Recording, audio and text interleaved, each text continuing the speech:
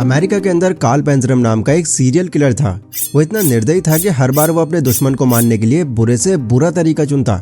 इसी वजह से उसका नाम वहाँ के बड़े बड़े क्रिमिनल्स में शामिल था। एक अनोखी चीज उसके साथ में ये थी कि उसको इंसानियत से बहुत नफरत थी और इसका प्रूफ उसने मरते टाइम भी दे दिया। असल में हुआ ये था, जब उसको फांसी दी जा रही थी तो वहाँ पर लोगों ने उसको फांसी देने में थोड़ा डिले कर दिया, जिस पर उसने पुलिस वालों से ये कहा, यू बास्टर्ड्स, मुझे फांसी देने में तुम जितना टाइम लगा रहे हो ना, उतनी देर में तुम्हें 10 लोगों को मार देता। फिर जब उससे उसकी आखिरी इच्छा पूछी गई तो उसने ये जवाब दिया, अगर इंसानियत का कोई शरीर है तो उसे मेरे हवाले कर दो, मैं इंसानियत का गला दबाकर यहीं खत्म कर देना चाहता हूँ। सोच कर देखो जरा, जब ये मरते टाइम ऐसी बातें कर रहा है तो इसके दिल में कितनी नफरत होगी इंसानों के लिए। उसकी पिछली लाइफ को खंगालने के बाद कई ऐसे सबूत मिले जिसमें ये साफ था कि इस इंसान ने अपने बचपन में बहुत बुरी बुरी चीजें फेस की हुई हैं। एक तो उसके माँ बाप ने 1 साल की उम्र में ही उसको चाइल्ड रिहेबिलिटेशन सेंटर में भेज दिया एंड वहां पर उसको बड़े होते होते बहुत ब्रूटलाइज किया गया। इनफैक्ट कई बार तो उसको इस दौरान सेक्सुअली असॉल्ट भी किया जाता रहा। आप ये मान सकते हो कि उसने जिंदगी भर इस दुनिया की बुरी साइड को ही देखा था। इसी वजह से उसको जब थोड़ी सी भी फ्रीडम मिली तो इंसानियत से बदला लेने का उसने मेन टारगेट बना लिया अपना। आगे उसको मौका मिला कि वो इस दुनिया की एक दूसरी साइड को भी देखे, बट उसने वो रास्ता कभी चुना ही नहीं और आगे की पूरी लाइफ में उसने जिस हद तक पॉसिबल हो सका उतने मर्डर्स किए। अब एक बार के लिए जरा सोच कर देखो, ऑब्वियसली उसकी पूरी लाइफ दिक्कतों से भरी रही। बचपन में उसके साथ जो भी हुआ वो बहुत ज्यादा गलत था और इसके लिए जो भी जिम्मेदार था उसको सजा मिलनी चाहिए थी। लेकिन इसमें उनकी क्या गलती थी जो इसके गुस्से के शिकार होकर अपनी जान से हाथ धो बैठे। वो तो अपनी अलग लाइफ जी रहे थे ना। अगर आप एक साफ दिल के इंसान हो तो आपको भी ये लग रहा होगा कि यार इसने ये गलत कर दिया, इसको ये नहीं करना था, ये तो क्या ऐसा किसी को नहीं करना चाहिए। बट जॉर्डन पीटरसन के अकॉर्डिंग तो ये इशू वर्ल्ड वाइड फैला हुआ है। वो बोलते हैं कि ये जो इस तरह के लोग हैं जिनका पास्ट एक बुरे टाइम से गुजरा हुआ था, ऐसे लोग 2 तरह का बिहेवियर रखते हैं। या तो वो इन बुराइयों से उभर कर दूसरे लोगों को इनसे बचाने में जुट जाते हैं, या फिर वो इस सब के लिए पूरी दुनिया को दोष देकर सबसे बदला लेने में जुट जाते हैं। और यही वो लोग होते हैं जिनकी वजह से आप आए दिन लड़ाई दंगों की खबरें सुनते रहते हो। ऐसे लोग दूसरों को तो मुश्किल में डालते ही हैं और अपना भी नुकसान करवा लेते हैं, जो कि बिल्कुल ठीक नहीं है। देखो, अपनी किसी भी सिचुएशन के लिए दूसरों को ब्लेम करना बहुत आसान है, जो लोग करते भी हैं, बट इस चीज को हर किसी से जोड़ देना और ये बोलना कि हर कोई एक जैसा है, ये बात कहीं से भी सेंस नहीं बनाती। जॉर्डन इसके सॉल्यूशन में बोलते हैं कि दूसरों को क्रिटिसाइज करने की जगह इस सिचुएशन से आप बाहर कैसे आ सकते हो, इस पर ज्यादा फोकस करो। खुद से पूछो कि क्या आपने वो सब कुछ करके देख लिया जो इस बुरे टाइम से निकलने के लिए कर सकते थे आप। ज्यादा चांस है कि आपका जवाब ना में होगा। तो ये सोचने की बजाय कि ये दुनिया हमारे हिसाब से चले, आप ये देखो कि आप खुद को बेटर बनाने के लिए क्या कर सकते हो, या आपने ऐसा क्या नहीं किया जिसकी वजह से ऐसी हो गई है आपकी लाइफ। सिर्फ कुछ टाइम ऐसी सोच रख कर देखो, अपने अंदर आप खुद ही डिफरेंस देख पाओगे। तो ये था इस बुक का पहला rule, set your house in perfect order before you criticise the world. Jordan Peterson, जो 12 रूल्स फॉर लाइफ बुक के ऑथर हैं, इन्होंने न सिर्फ साइकोलॉजी बल्कि रिलीजन, हिस्ट्री और फिलॉसफी में कई सालों तक स्टडी की और इन्हीं की हेल्प से उन्होंने आगे चलकर हजारों लाखों लोगों की लाइफ बदली। उनकी ये बुक इशू होने के सिर्फ 4 महीने के अंदर ही एक बेस्ट सेलर बुक बन गई, क्योंकि इसमें उन्होंने लाइफ से जुड़ी कुछ ऐसी सच्चाइयों से पर्दा उठाया है जो एक आम इंसान नहीं समझ पाता, बट ये सच्चाइयाँ प्रूवन हैं जो सब पर अप्लाई होती है। तो अगर आप भी अपनी बिखरी हुई लाइफ को एक ऑर्डर में लाना चाहते हो तो बने रहो इस वीडियो में आखिर तक। Pursue what is meaningful. आपने अपने बचपन में वो बंदर की कहानी तो जरूर सुनी होगी, जिसमें बंदर बिस्किट लेने के लिए अपना हाथ जार में डालता है। हालांकि उसके पास मौका था कि अगर वो चाहता तो कुकीज छोड़कर हाथ बाहर निकाल सकता था और भाग सकता था वहां से, बट लालच की वजह से उसने कुकीज को छोड़ा ही नहीं, जिसकी वजह से एट द एंड वो शिकारी के हाथों में पकड़ा जाता है।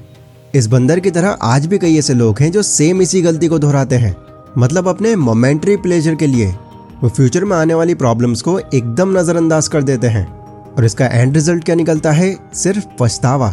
इसलिए जॉर्डन कहते हैं कि मोमेंटरी प्लेजर के पीछे भागने से आपको बचना चाहिए। हमारी लाइफ में बहुत सारी ऐसी चीजें होती हैं जिन्हें छोड़ना पड़ता है, हमें सैक्रिफाइस करना पड़ता है उनको। जो पसंद होता है उसे ना चाहते हुए भी नजरअंदाज करना पड़ता है। अगर हम ऐसा करते नहीं हैं तो हम उस कामयाबी तक नहीं पहुंच पाते जो हम चाहते हैं, और ना ही फिर हम खुद को एक जिम्मेदार इंसान बना पाते हैं।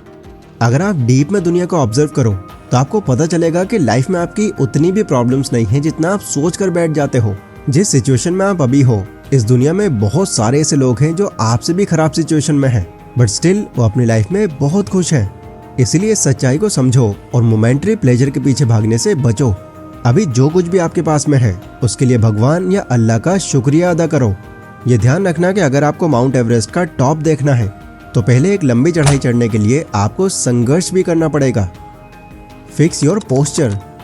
क्या आप जानते हो कि जब एक लॉबस्टर किसी नई जंग पर जाता है तो सबसे पहले उसको वहां रहने के लिए लड़ाई करनी पड़ती है ताकि बाकी लॉबस्टर्स उसको बड़ा माने और उससे पंगा न ले कोई। ये लड़ाई बेसिकली 4 अलग अलग तरीकों से होती है। पहली है साइज के बेस पर, मतलब कि जब एक लॉबस्टर को उसका ओपोनेंट साइज में बड़ा लगेगा तब उसके पास ये ऑप्शन है कि वो फाइट से डर जाए और पीछे हट जाए। दूसरी है सेम साइज वाले लॉबस्टर्स के बीच। जब लड़ाई में दोनों तरफ के लॉबस्टर्स का साइज ऑलमोस्ट सेम होगा तब दोनों अपनी बॉडी को मूव करके सामने वाले को जैसे भी हो हराने का ट्राई करेंगे। जो पीछे हट जाएगा वो हार जाएगा। तीसरा, अगर दोनों में से कोई पीछे नहीं हटा तो दोनों तब तक लड़ते रहेंगे जब तक कोई एक उल्टा ना हो जाए। चौथा बहुत डेंजरस है। इस फाइट में लॉबस्टर्स एक दूसरे से बहुत बुरी तरह से लड़ते हैं जिसमें उनको काफी चोट लगती है और कई बार तो हारने वाले की जान तक भी चली जाती है। तो इन चारों फाइट्स में से एक में उनको सरवाइव करना होता है, तब कहीं जाकर वो वहां रह पाते हैं। बट इस बीच में जो हारने वाला लॉबस्टर होता है उसके अंदर सेरोटोनिन नाम का हार्मोन बहुत कम रिलीज होता है जो उनको ये फील करवाता है कि अब कुछ नहीं है तुम्हारे बस का, तुम लूजर हो बहुत बड़े। जिसके बाद वो हारे हुए लॉबस्टर्स अपनी बॉडी को छोटा करके चलते हैं एंड फ्यूचर में अगर उनकी किसी दूसरे लॉबस्टर से लड़ाई भी हो जाती है तो वो तुरंत ही हार जाते हैं। इधर फाइट जीतने वाले लॉबस्टर में सेरोटोनिन हार्मोन ज्यादा रिलीज होता है जिससे उनका कॉन्फिडेंस बहुत हाई रहता है। इनफैक्ट वो तो खुद को एक किंग मानने लगते हैं एंड इसके बाद वो अंदर ही अंदर इतने एग्रेसिव हो जाते हैं कि फिर वो जिससे भी फाइट करें वो कभी नहीं हारते। अब ये चीज अगर आप देखोगे तो सारे क्रिएचर्स में इम्प्लीमेंट होती है, खास करके इंसानों पर। जो लोग थोड़ा कामयाब हो जाते हैं अपनी लाइफ में तब उनके अंदर ये भूख पैदा हो जाती है कि अब और कामयाब होना है, क्योंकि छोटी सक्सेस के बाद उनमें भी वही हार्मोन रिलीज होता है। वहीं दूसरी तरफ अगर अपनी लाइफ में कोई फेल हो रहा है या रिजेक्शन फेस कर रहा है दिन आगे फिर उसका एटीट्यूड भी ऐसा ही हो जाता है कि अब कुछ भी बस का नहीं है उसके। कॉन्फिडेंस नाम का तो कोई वर्ड ही नहीं होता उसकी लाइफ में। यही रीजन है कि दुनिया में सिर्फ कुछ % एथलीट्स ऐसे हैं जिन्हें सब पसंद करते हैं। सिर्फ कुछ % लोगों के पास दुनिया की मैक्सिमम वेल्थ है एंड कुछ % बिजनेसमैन ही ऐसे होते हैं जो कॉन्टिन्यूसली ग्रो करते हैं अपनी कंपनी को। इस तरह की पर्सनैलिटी रखने वाले को हम टॉप क्लास ह्यूमन मानते हैं। जॉर्डन यहाँ पर यह कहना चाह रहे हैं कि अगर आपकी लाइफ में प्रॉब्लम्स हैं तो उसे अपनी बॉडी के थ्रू आपको शो करने की जरूरत नहीं है, क्योंकि एक ऐसा इंसान जो झुककर चलता है, उदास उदास सा रहता है, वो बाकी लोगों में ये सिग्नल देता है कि वो एक लूजर इंसान है। वो बोलते हैं कि मेरा एक दोस्त था जो सिर्फ लो कॉन्फिडेंस की वजह से एक बड़ी जॉब गवा बैठा था। इसलिए अगर आपको लाइफ की प्रॉब्लम्स को अवॉइड करके खुद को स्ट्रांग और कॉन्फिडेंट फील करवाना है तो सबसे पहले आपको अपने पोस्चर पर ध्यान देना पड़ेगा, क्योंकि आपकी चाल ढाल आपके कुछ बिना कहे ही सब कुछ कह देती है। हम में से कई लोग आपने देखे होंगे जो बैंड होकर चलते हैं या झुककर चलते हैं, जो कि एक बहुत गलत तरीका है। अपनी बॉडी पोस्चर को फिक्स करने के लिए आपको एक चीज जाननी चाहिए जो है stand up straight with your shoulders back. जब अपने आप कंधों को स्ट्रेट और शोल्डर्स को बैक करके चलते हो तो दूसरों को आप ज्यादा कॉन्फिडेंट और अट्रैक्टिव लगते हो। Compare yourself who you are yesterday not who someone else is today. सोचकर देखो, आपने अपना एक YouTube चैनल स्टार्ट किया है और अब उस पर आप बहुत मेहनत से काम कर रहे हो। आप जॉब से आकर भी यहाँ पर एक्स्ट्रा टाइम दे रहे हो ताकि ये जल्दी ग्रो हो। अब पूरे 5 महीने की मेहनत के बाद आप देखते हो कि आपके 1000 सब्सक्राइबर्स कंप्लीट हो गए हैं। ऑब्वियसली आपके लिए बहुत खुशी की बात है। इस बारे में आप अपने घर वालों को बताते हो, अपने दोस्तों को बताते हो, उन्हें ये दिखाने के लिए कि आपकी मेहनत रंग ला रही है। बट तभी आपका एक दोस्त आपको बीच में ही टोक देता है। वो आपसे ये बोलता है कि भाई इसमें क्या बड़ी बात है, मेरे बड़े भाई ने अभी 3 महीने पहले ही एक चैनल स्टार्ट किया है और आज उसके 3000 से भी ज्यादा सब्सक्राइबर्स हैं। वो तो इतनी मेहनत भी नहीं कर रहा जितनी तुम कर रहे हो, फिर भी वो तुमसे इतना जल्दी ग्रो कर रहा है। सोचकर देखो कैसा लगेगा आपको। एक तरफ आप इतनी मेहनत करके एक सब्सक्राइबर जुटा रहे हो, वहीं दूसरी तरफ वो है जो ज्यादा मेहनत किए बिना इतना आगे बढ़ गया। उसके बारे में सोचने से ऐसा हो सकता है कि आप इतने डिमोटिवेट हो जाओ कि आपका फिर मन ही ना करे वीडियो बनाने का। एंड ये तो फिर भी एक छोटा सा एग्जाम्पल था। ये दुनिया की एक कड़वी सच्चाई है कि सक्सेस का टाइम हर किसी का इक्वल नहीं होता। जहाँ एक बूढ़ा मजदूर दिन भर मेहनत करके 400-500 रुपए कमाता है, वहीं एक 20 साल का फ्रीलांसर इतने पैसे तो 2 घंटे में ही कमा रहा होता है। फर्क क्या है? स्किल्स का। यहाँ पर अगर आप ये सोचने बैठ जाओगे कि यार ये ज्यादा पैसे क्यों कमा रहा है, तो आप सिर्फ प्रेशर ही डालोगे अपने माइंड में और कुछ नहीं। आप चाहे कोई भी काम करके देख लो, कितने भी ज्यादा पैसे कमा के देख लो, कोई ना कोई इस दुनिया में ऐसा जरूर होगा जो आपसे बेटर कर रहा होगा। मतलब कम हो या ज्यादा, कंपटीशन आपको हर जगह मिलेगा और इससे आप बच नहीं सकते। सो ऐसे में अगर आप हर एक से खुद को कंपेयर करोगे तो आप अपनी खुद की काबिलियत को कम आंकने लग जाओगे, उस पर शक करने लग जाओगे, जो कि डेफिनेटली आपकी ग्रोथ को नीचे गिरा देगा। आपको समझना होगा कि इस दुनिया में कोई भी ऐसा इंसान नहीं है जो बिल्कुल आपके जैसा ही हो। उसने भी लाइफ में वही सब चीजें एक्सपीरियंस की हो जो आपने की हो। तो ऐसे में आप ये कैसे सोच सकते हो कि ये मुझसे जल्दी आगे क्यों निकल रहा है, ये बाकी सबकी ग्रोथ भी मेरी तरह ही होनी चाहिए। ऐसा होना पॉसिबल ही नहीं है। इसलिए इस तरह से डिमोटिवेट होकर खुद की स्किल्स को कंपेयर करने से बचो। कंपेयर अगर आपको करना ही है तो आप खुद से करो। आप ये देखो कि आप पहले से कितना बेटर कर रहे हो। अपने आप को अगर आप खुद से कंपेयर करोगे तो इससे ये पता चलेगा कि आप में पहले से कितना बदलाव आया है। खुद की ग्रोथ को ट्रैक करने से आप अपनी उस यूनिकनेस को जान पाओगे जिसमें आप सबसे ज्यादा अच्छे हो, जो इवेंचुअली आपकी सक्सेस के लिए बहुत ज्यादा इंपॉर्टेंट है। Do not let your children do anything that makes you dislike them. कभी आपने ऐसे बच्चों को नोटिस किया है जो जरा भी कहना नहीं मानते, उसी काम में वो जानबूझकर जाते हैं जहां से मना किया जाता है उनको। ऑब्वियसली किया ही होगा। ऐसे बच्चों को देखकर सिर्फ यही हमारे माइंड में आता है कि यार कैसी परवरिश की है इसके पेरेंट्स ने, कितने खराब पेरेंट्स होंगे इसके। क्योंकि नो डाउट एक बच्चे की परवरिश के लिए उसके पेरेंट्स ही जिम्मेदार होते हैं। जॉर्डन ऐसे पेरेंट्स को बहुत ही इररिस्पॉन्सिबल मानते हैं। वो बोलते हैं कि पहले तो ये लोग बच्चों की खुद से ही सही से परवरिश नहीं करते, उन्हें अच्छे मैनर्स नहीं सिखाते। फिर जब उनके बच्चे कुछ ऐसा करने लग जाते हैं जो उनको या दूसरों को नापसंद है तो या तो वो उनको मारने लग जाते हैं या उनके हाल पर ही छोड़ देते हैं। जॉर्डन की इस बात पर कई ऐसे पेरेंट्स थे जिन्होंने तुरंत ही डिसएग्री कर दिया, क्योंकि वो ये बात मानने को ही तैयार नहीं थे कि वो अपने बच्चों को कभी नापसंद भी कर सकते हैं। बट लॉन्ग टर्म में जब उनके बच्चे उनके हाथों से निकल जाते हैं तब ये चीज उनको खुद से ही रियलाइज होती है, लेकिन तब तक काफी देर हो जाती है और तब उन बच्चों को कंट्रोल करना बहुत मुश्किल होता है।